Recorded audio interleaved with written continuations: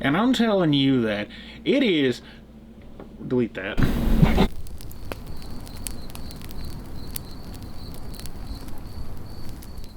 What's good, homies? Welcome back to Homie Checkpoint. I'm Josh, he's Alex, and today we finna tell y'all how to write consistent characters. I'm talking both your player characters and your non-player characters, you know what I'm saying?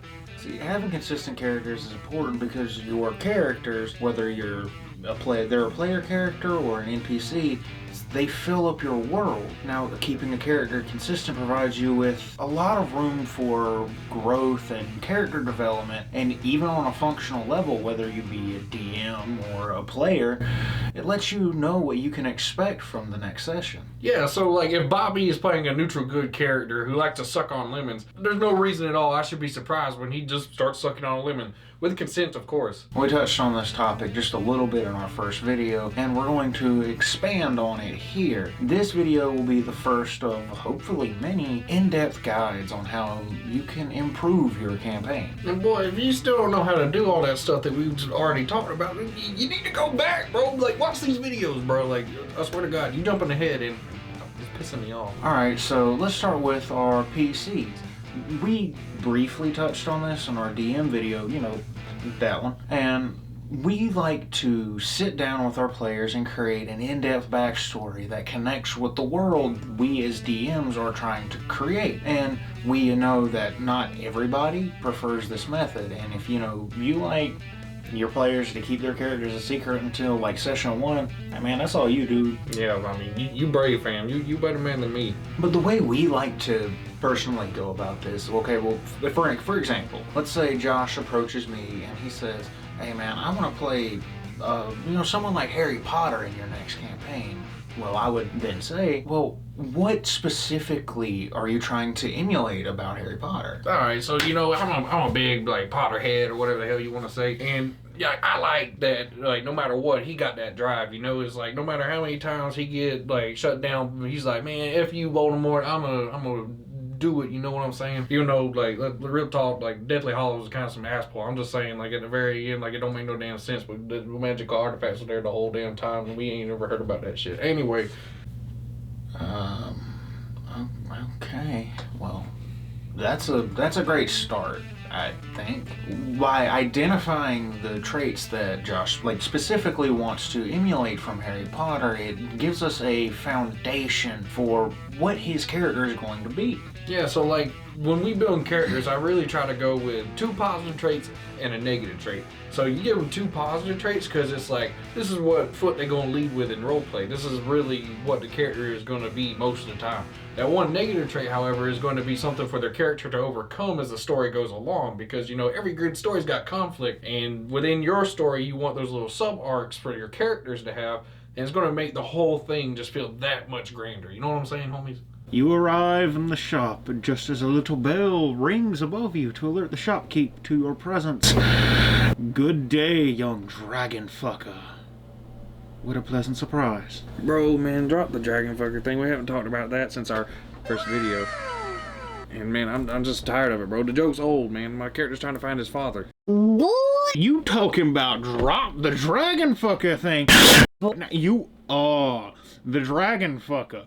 You done, ain't no going back, you done signed the contract, boy. Alright, so once you generally know how these characters are going to act, and you identified at least one negative trait, now it's time to establish character goals.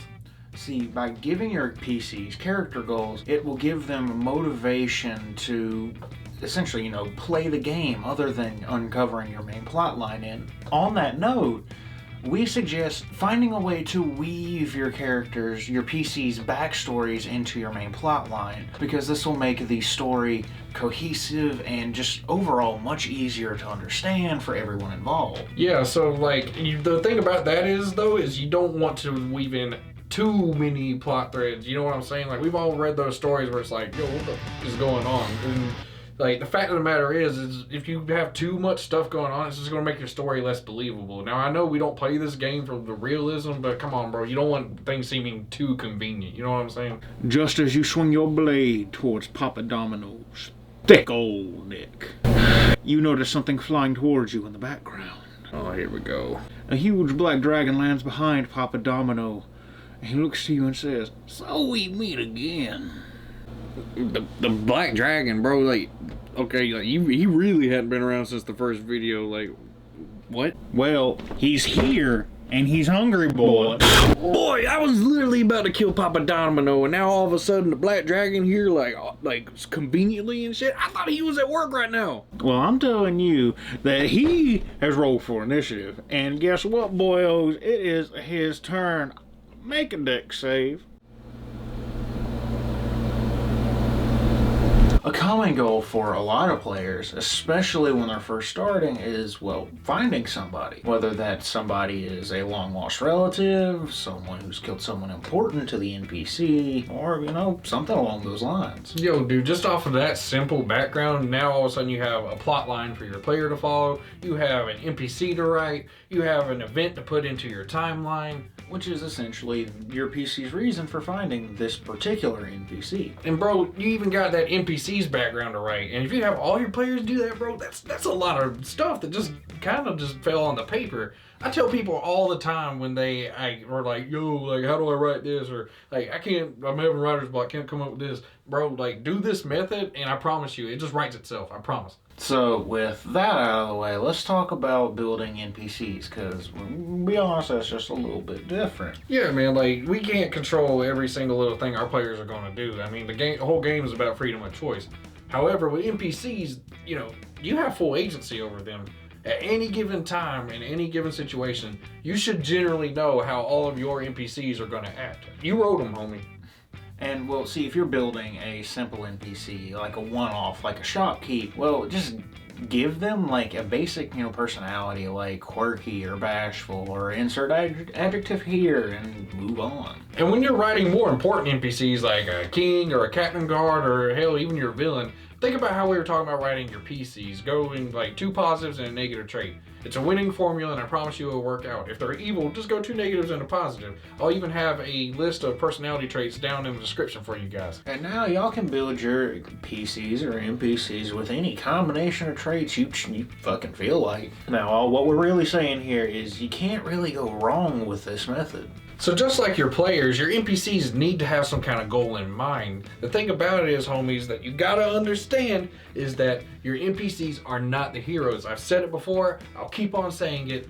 Your players are not gonna want to listen to your garbage. You know, your NPCs can be a witty presence, they can even help fight alongside them, but guys, remember, it's about them. So your players are going to feel hella shafted if the only one actually really accomplishing anything are your NPCs, not the players there to have fun. And I know it's an easy trap to fall in, especially for new DMs, because you're thinking, man, I just wrote this badass that everyone's going to want to get to know, but you're going to want to hear from us. But they don't care. Nah, they don't. They want to be the badasses.